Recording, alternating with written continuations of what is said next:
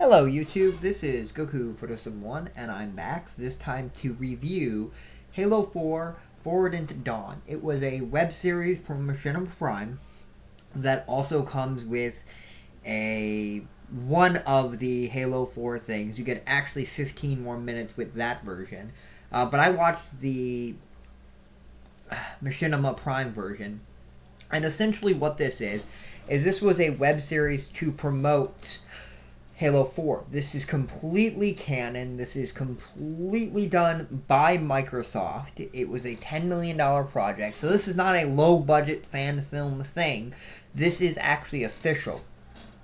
And so now the premise of this is there's actually two stories going on. One's a little bit more prominent than the other one. One is that you're seeing, you see little snippets, about a minute or two every episode. There's 5 episodes in total, of basically the ship Master Chief was on at the end of Halo 3, and you see Cortana, and you see a little story of Cortana growing.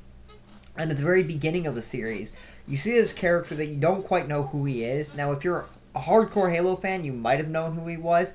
I didn't recognize him.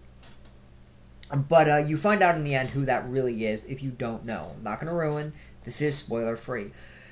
But yes, the main premise of the story is basically these cadets are training and they're not doing very well. And you see them while they're training, and eventually war comes to them and they see the Covenant for the first time. That's pretty much all I can say on the story of it. Now, how did I like it? This was actually damn good. Web series can be really good, and they are getting it. The Mortal Kombat one was really good, and when there are things like this that are actually canonical and actually matter in the larger scope, like I looked online before I watched it and found out this was canonical. If this was a fan-made thing, I wouldn't have seen it. I don't care how good it was. I want the story I'm being told to matter, and this actually does matter. And Master Chief is actually a character. Now, he comes near the end. He's not in it for that much. He's in it for the final fight scene. But he's cool, and you really get to see him. And this is a much younger Master Chief, because this is during 2525, which is roughly about 27 years before the game, I believe. I think. Actually, no, it might be. Yeah. I think it's 12 years. I don't know. It's before the events of the game, and significantly before the events of the first game.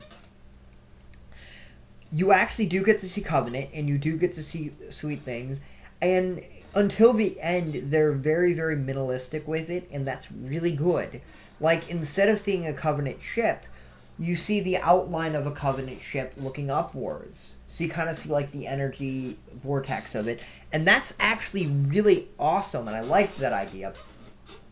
Because you don't quite get to see it, but you know it's there, and you get to see the bottom of it. And it's really cool because you know what you're looking at, and then you get to see a couple more.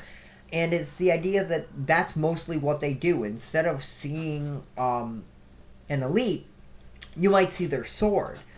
You know they're there. Now, you absolutely do get to see elites.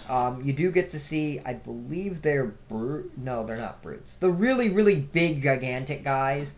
Not brutes, but the really, really big ones that are, they're in Halo 1.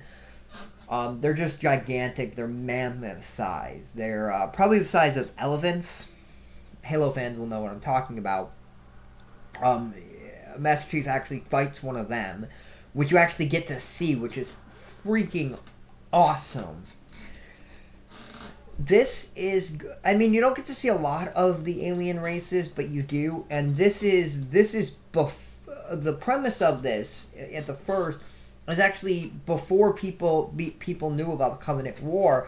So the enemy that they think originally is the innards. I think they're called innards or something like that. The inside planets, not the outside planets.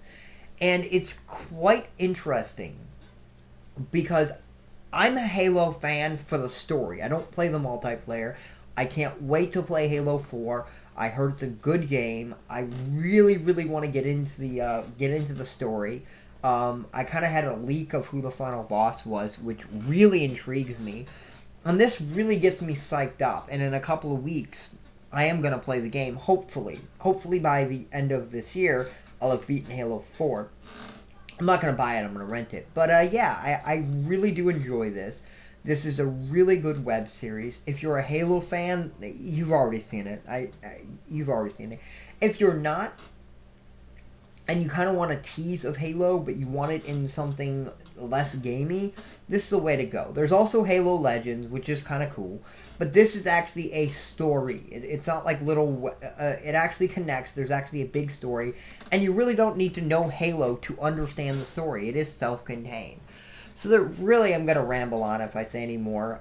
The acting is good. There's actually real actors in this. One of them is the young lady who plays Susan from Chronicles of Narnia.